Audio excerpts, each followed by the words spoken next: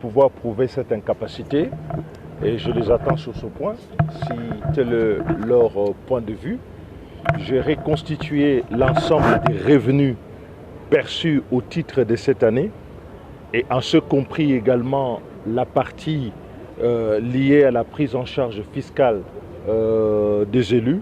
Et je peux vous assurer que je suis très serein sur les niveaux atteints. Il faut qu'ils les réconcilient, mais je suis très serein par rapport à ça.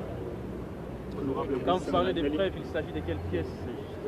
De tous les revenus qui ont été versés depuis le début de l'année, c'est-à-dire des extraits, des relevés, de rémunération et des avantages versés aux élus. Et il faut savoir que la rémunération d'un élu, elle comporte non seulement les émoluments, mais aussi tous les autres avantages qui lui sont versés à titre divers. Et au terme de notre loi fiscale, la rémunération d'un élu comporte non seulement la partie des émoluments, mais aussi de tous les autres avantages. Et donc, pour calculer la rémunération d'un élu sur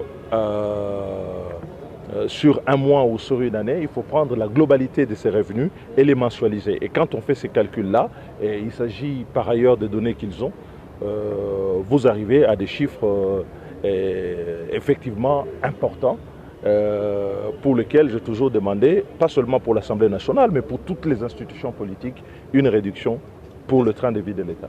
Est-ce que l'honorable Sissanga c'est 21 000 $ honorable aujourd'hui d'avoir abordé cette histoire de 21 000 $ en public? Absolument, absolument pas. Je ne regrette pas d'avoir abordé cette question. Il s'agit d'une question de conviction. Il s'agit d'une question d'opinion et d'une opinion que nous avons toujours soutenue et qui est étayée par des éléments de preuve matérielle et qui sont là et dont nous avons fait part au niveau de la commission. Et donc pour moi, ma conscience elle est quitte. C'est 21 000 $ ou c'est plus? Il n'y a pas d'excuses à présenter sur des faits, des politiques publiques et sur un engagement de fond sur une orientation. Sinon, on serait dans la commission disciplinaire de l'époque du MPR. Et je crois qu'aujourd'hui, on n'est pas dans la commission des disciplines du comité central.